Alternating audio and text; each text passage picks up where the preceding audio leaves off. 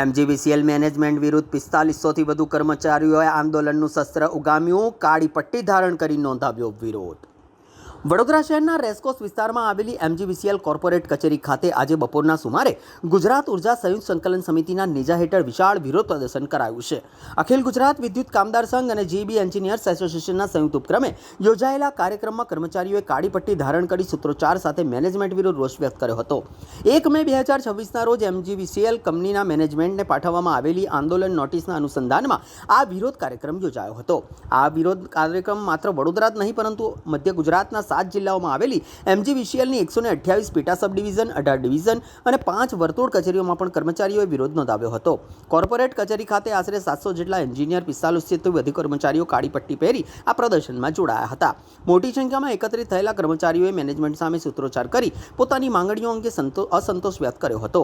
કર્મચારી સંગઠનોનું કહેવું છે કે લાંબા સમયથી વિવિધ પ્રશ્નો અંગે રજૂઆતો છતાં યોગ્ય નિરાકરણ નહીં આવતા હવે આંદોલનનો માર્ગ અપનાવવામાં આવ્યો છે। આગામી સમયમાં માંગણીઓ નહીં સંતોષાય તો વધુ ઉગ્ર કાર્યક્રમો આપવામાં આવશે તેવી ચીમકી પણ ઉચ્ચારી હતી।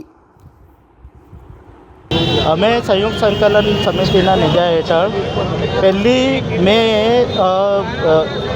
અમે આંદોલનની નોટિસ 5-6 મુદ્દાના કાર્યક્રમથી આપવામાં આવેલી હતી અને એ 5-6 મુદ્દાના 25 દિવસ થઈ ગયા, ત્યાર સુધી કોઈ નિરાકરણ આવેલા નથી કે નથી કોઈ અમને મેનેજમેન્ટે બોલાવ્યા। એનો પહેલો મુદ્દો છે અમારો કે જે અત્યારે માનનીય મંત્રીશ્રી ઉર્જા મંત્રીશ્રી ઋષિકેશ પટેલ સાહેબ અને માનનીય રાજ્ય કક્ષા મંત્રીશ્રી કૌશિકભાઈ વેકરિયા સાહેબ એમણે જે કીધું છે કે ભાઈ મેન્ટેનન્સનું કામ કરાવડાવો અને ચોમાસા દરમિયાન વીજ પુરવઠો જળવાઈ રહે તેવી એમણે ચિંતા કરી છે।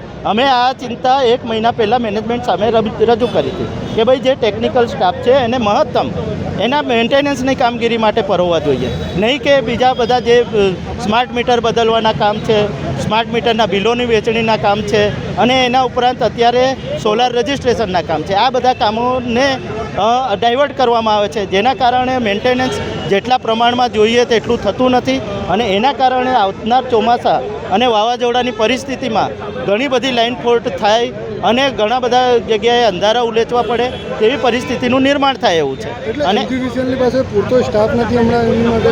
MGVCLમાં ઓલરેડી GSO4 પ્રમાણે જે સ્ટાફ હોવો જોઈએ તેનાથી ઘણો બધો ઓછો સ્ટાફ છે। જુનિયર ક્લાર્કની ભરતી છેલ્લા કેટલાય ટાઈમથી થતી નથી।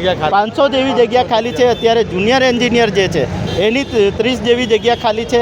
આમ અત્યારે ઓલરેડી સ્ટાફ શોર્ટેજમાં છે અને એ ઉપરાંત અત્યારે ચૂંટણીના સમયમાં પણ અમને કામગીરી સોંપવામાં આવી હતી। અત્યારે ઘણી બધી જગ્યાએ વસ્તી ગણતરીના પણ કામની સોંપણી કરવામાં આવી હતી।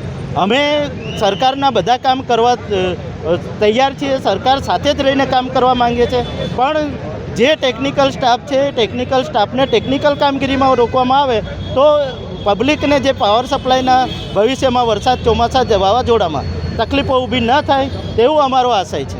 તમારું નામ છે? MV ચૌહાણ।